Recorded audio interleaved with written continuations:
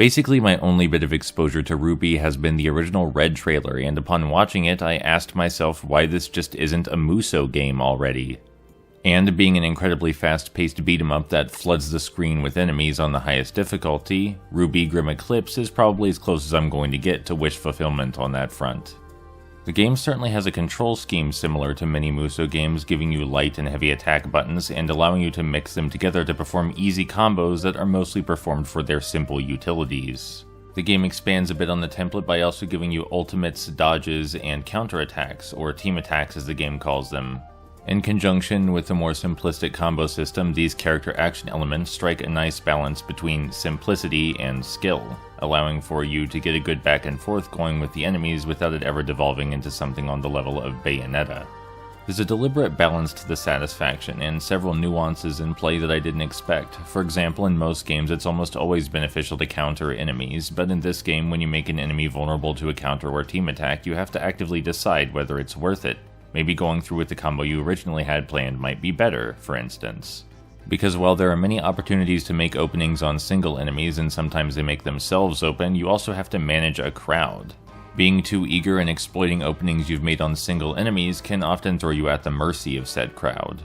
In fact, that's probably the defining characteristic of Grimm Eclipse's design, is that you want to pay attention to the crowd, but it also asks that you never forget the individual.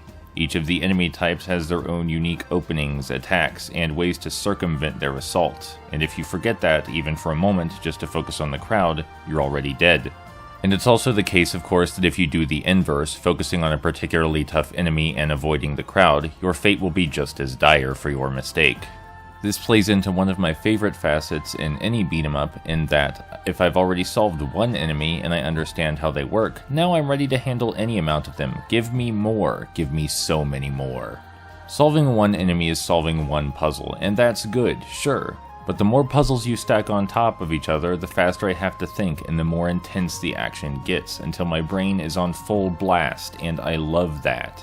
Stacking the tension by throwing in more puzzles for you to solve faster is hardly something that only Grimm Eclipse does. In fact, you could argue that almost every beat-em-up does that, at least the traditional ones. But I find it's the sentiment of those traditional beat-em-ups mixed with the fun of devastating hordes of enemies all at once that makes the game so compelling.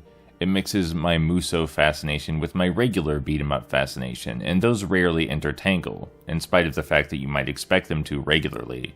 You probably also remember that time I mentioned team attacks, and it is the case that this game has light RPG and team building elements and is primarily meant to be played in cooperative multiplayer, online, but there is a local co-op option. The characters are all explicitly designed to have synergy with one another, and it works. The game is much easier in co-op and much more enjoyable. Taking on crowds of enemies is even more fun.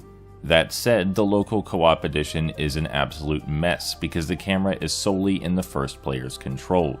Yes, in a completely baffling decision, rather than go with split screen or have a fixed camera, the game maintains its free camera control, but only the first player is able to move the camera, ensuring that the second player is perpetually frustrated and oftentimes off-screen. Yes, it is true that even like this, it's more fun to play in multiplayer, and the way multiplayer is baked into the design could not be more obvious. The game still should not have been released with a local multiplayer mode like this. This is a mess. Locking onto enemies doesn't make it better, and I played through the entire campaign with my roommate in this mode, so I know what I'm talking about. Overall, I think enjoyment on this game is predicated mostly on things I've already mentioned. Do you enjoy the mixing of traditional beat-em-up sentiments with Muso sentiments? If so, this game is a pretty fun jam, and even more so in multiplayer, preferably online and not local. That said, it is also $30 goddamn. And while there's a lot of extra content, like a horde mode, for some reason the horde mode is only playable in multiplayer, meaning you have to make another person suffer the local co-op with you, or have friends online in a Nintendo Switch Online membership. I personally adore the game solely for its design, but I can't imagine it'll be too appealing to too many people because of its broken local co-op camera and its price point.